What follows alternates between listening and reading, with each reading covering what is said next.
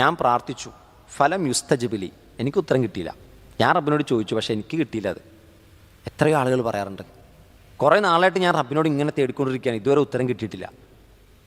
നമ്മൾ ചോദിക്കുന്നത് നമ്മൾ ആ ചോദിച്ച സാധനം അപ്പം തന്നെ കിട്ടുമെന്നുള്ളതാണ്. അപ്പം ചോദിച്ചു, പക്ഷേ എനിക്ക് ഉത്തരം കിട്ടിയില്ല. ഇങ്ങനെ ഒരാൾ പറഞ്ഞാൽ അവൻ പ്രാർത്ഥനയിൽ ധൃതി കാണിച്ചു എന്നാണ്. പറയാൻ പാടില്ല. എത്രയോ ആളുകൾ പറയാറുണ്ട്, ഞാൻ റബ്ബിനോട് കുറേ ചോദിച്ച് പക്ഷെ കിട്ടിയില്ല. പറയാൻ പാടില്ല. അത് ഇസ്തിഅജാലാണ്, പ്രാർത്ഥനയിൽ ധൃതി കാണിക്കലാണ്.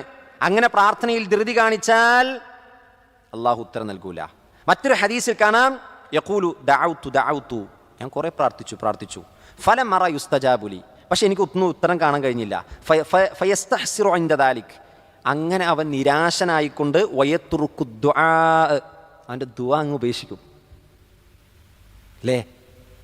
എത്രയോ ആളുകൾ മക്കളെ കിട്ടാൻ വേണ്ടി വർഷങ്ങൾ പ്രാർത്ഥിച്ചു, അവസാനം ഇനി കിട്ടുമെന്ന് തോന്നില്ല, അങ്ങനെ പ്രാർത്ഥന അവസാനിപ്പിച്ചവരില്ലേ? എത്രയോ ആളുകൾ ചില കാര്യങ്ങൾ, ഒന്ന് ഹജ്ജ് ചെയ്യാൻ വേണ്ടി എത്രയോ നാൾ പ്രാർത്ഥിച്ചു, ഒന്ന് ഉംറക്ക് പോകാൻ വേണ്ടി, കഅബ കാണാൻ വേണ്ടി എത്രയോ തവണ പ്രാർത്ഥിച്ചു, പരിശ്രമിച്ചു. പക്ഷെ ആ പരിശ്രമം നടക്കാതെ വന്നപ്പോൾ ഇനി പ്രാർത്ഥിച്ചിട്ട് കാര്യമില്ല എന്ന് ചിന്തിച്ചവർ.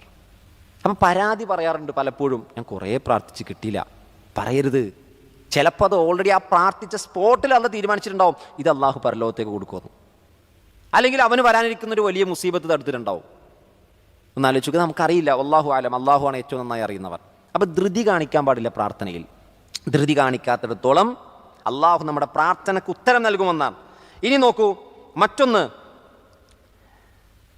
അള്ളാഹു സുബ്ഹാനഹു വ തആലയോട് പ്രാർത്ഥിച്ചാൽ അള്ളാഹു അതിന് ഉത്തരം നൽകാതെ ഒരാളെ നിരാശയോടെ പറഞ്ഞയക്കുക എന്നുള്ളത് അള്ളാഹുവിന് അങ്ങേയറ്റം ലജ്ജയുള്ളൊരു കാര്യമാണ്. അള്ളാഹുവിന് ലജ്ജയുള്ളൊരു കാര്യമാണ്. 2 കൈകൾ നീട്ടി ഒരാൾ അള്ളാഹുവിനോട് പ്രാർത്ഥിച്ചു, എന്നിട്ട് അള്ളാഹുവിൻ്റെ 2 കരങ്ങളെയും ശൂന്യമായി തിരിച്ചയക്കാൻ ഇന്നല്ലാഹ യസ്തഹീ എന്നാണ്. അള്ളാഹു ലജ്ജിക്കുന്നു എന്നാണ്. അള്ളാഹു ലജ്ജിക്കുന്നു. അള്ളാഹു ലജ്ജയുള്ളവനാണ്. അള്ളാഹുവിൻ്റെ വിശേഷണങ്ങളിൽപ്പെട്ട ഒന്നാണ് അള്ളാഹു ലജ്ജയുള്ളവനാണ്.